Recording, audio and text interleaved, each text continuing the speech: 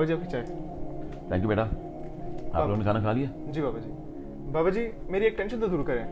क्या टेंशन है बता तेरी? अभी तो तेरी शादी नहीं हुई, अभी तुझे टेंशन लग गई है। नहीं बाबा जी, लेकिन मैंने बहुत से लोगों को सुना है। इधर बैठ के बात करना, क्या टेंशन है बता मुझे। मैंने बहुत से लोगों को सुना है, वो कहते हैं कि तालीम की ज़रूरत नहीं है और आपको हुनर सीखना चाहिए। तो हम स्कूल क्यों जाते हैं? हम स्कूल पे पैसा क्यों ज़ाया करते हैं? बात तो सही है वैसे यार, हम पैसे बचा सकते हैं। बेटा अगर मैं अपनी बात करता हूँ, अगर मैं और आपकी मामा हम तालीम याफ्ता न होते तो आप जैसी अच्छी औलाद ना होती हमारी। चलो उससे बाहर आते हैं। कुरान पाक का पहला लफ्ज़ क्या है? इकरा, पढ़।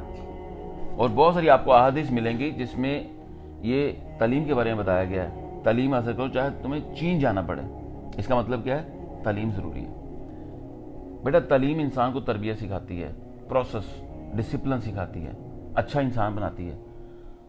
अगर तालीम के साथ आप कामयाब होते हो ना, तो आप हर चीज़ की कदर करते हो, अपने बड़ों की, अपने प्रोसेस की, चीज़ों की, पैसे की, हर चीज़ की अपने इर्द गिर्द कदर करते हो। लेकिन अगर आप बगैर तालीम के, तरबियत के कामयाब हो जाते हो ना, आपको अपने इर्द गिर्द हज़ारों मिसालें मिलेंगी। इंसान बदतमीज़ होता है, इंसान की कदर नहीं करता, फ़िरौन बन जाता है और हर चीज़ पैसे को समझता है।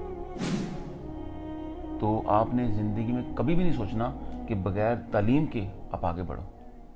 और तालीम का मतलब सिर्फ ये स्कूल कॉलेज नहीं होता, तरबियत होती है, प्रोसेस सीखना, चीज़ों को एब्जॉर्ब करना, इंसान को इंसान समझना।